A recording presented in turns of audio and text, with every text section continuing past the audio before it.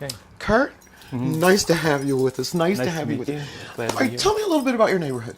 Well, I live in Homewood, born and raised in Homewood.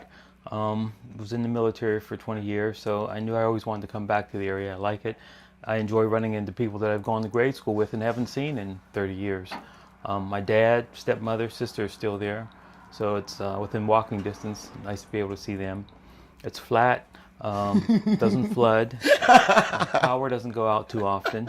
I work in Wilkinsburg, 8/10 of a mile away, so I ride my bicycle to work, and if the weather's real bad, I'll walk. Oh, wow. So I seldom drive to work. Wow. And So Pittsburgh, you can do that. yeah, that's what I like about my neighborhood. I don't know Yeah. that I'd leave for those reasons. Well, it's good to have you back. It's good to be back.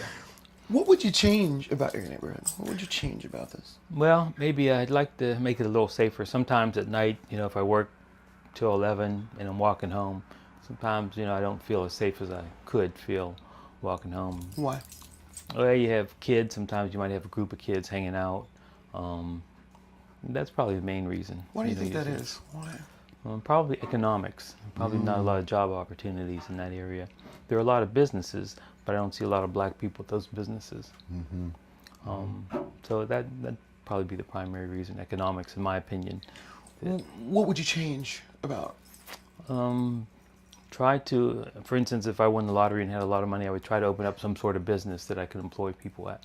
Awesome. So that's what I think I would change. Because I think the community, you should have your shopping, your working, as much things as you can have some of your entertainment there in that community. So you're not leaving the neighborhood? So no, I don't plan on leaving. I just hope to make it better so I can enjoy just it. Things that you can do in your neighborhood, not have to leave and spend your money other places. Right there in the neighborhood. Absolutely. It'd be nice to go in the morning and have coffee, read the paper. I read the paper every day. How would you make that happen now? Well, just try to patronize the businesses there that you can. Talk to other people. My neighbors, we're kind of all on the same page on that, but we have some neighbors that aren't because, cars drive up at night, stay for 5 minutes and go. So they're probably not interested in preserving the neighborhood, but that's probably how I do it, just try to live the way I want the neighborhood to be. I don't know that I want to personally put in the time and effort it would take to start a business. That's a pretty big undertaking, and that's something that somebody should really be dedicated to. And there are people that do that and enjoy that and want to do that. Where do you see your neighborhood in 25 years? Let's see, I'll be finally done with my housing projects. I'll be able to walk to get something to eat, walk to have coffee. Hopefully I'll have a chessboard set up on my porch. People can stop by and we can play chess. Awesome. Awesome. And it's safe to do it. And it'll be safe to do it. Right. Yeah. Right. Are there local heroes that you look up to that you'd like other people to look up to in your neighborhood? Well, right off the top of my head, I can't think of any, but I guess some of the business people, that there are some people that have businesses there. And some of the people I've got to know, some of the older people have a lot of history, and some of the things they have to say is very interesting. Sometimes you meet somebody who's very old, and it's nice to find out what kind of things they did to maintain their health and to live to be the age they are. Are there any stories that you have? I'd love you to tell me stories that things that happened back in the day that we've lost that really helped preserve our community and our neighborhood that you would like to see come back? Well, I used to have a lot of relatives. I had an aunt that lived on Oakwood Street, not far from me. We grew up on Vidette Street, so occasionally we would walk to church. That was Holy Cross on Kelly Street. And it seemed to be a little friendlier time, although, boys would get in fights and do things that maybe we shouldn't have done or shouldn't have thought about doing. Let's see. That's about it, I guess. Well, if there was a neighborhood in Pittsburgh that you would like to imitate, what neighborhood would that be and why? Well, what I saw yesterday that was interesting was Regent Square, and then I passed through Squirrel Hill. Just a lot of activity in the businesses. You can go to get something to eat. You can get things you need. Let's see. Regent Square is nice. They have a theater. So just about any neighborhood that has opportunities and has They don't have to leave their neighborhood. Right. Too. Right. It'd be nice for us to people stay in our neighborhood. Right. Yes, it would be. With that, are there landmarks here in your neighborhood you think that are valuable, that should be preserved? Tell me about some of the landmarks you...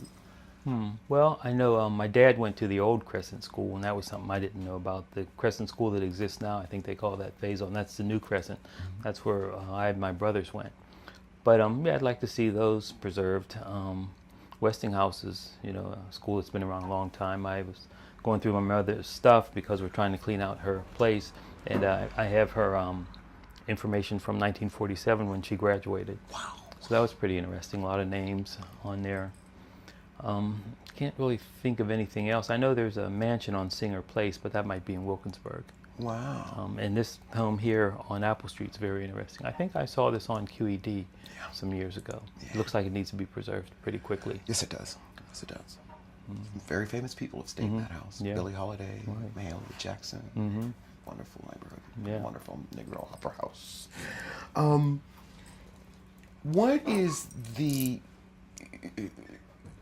Speaking of potential, what element do you see in your neighborhood that has this awesome potential that's not being used, not being utilized? I guess the physical layout, the physical part of it. Like I say, it's flat, streets are wide, accommodating for homes. I wouldn't want to see an awful lot of business there, but more residential and small businesses. And I think there's a lot of development that could be done, but it's not always easy to do. You know, East Liberty, as we know, has seen a lot of development, is continuing to see a lot of development. It's going to be a nice hub, and I would like to see some of that development spread to Homewood. Right. Not totally. I don't want to change the face of the neighborhood, but maybe incorporate some of those things into it.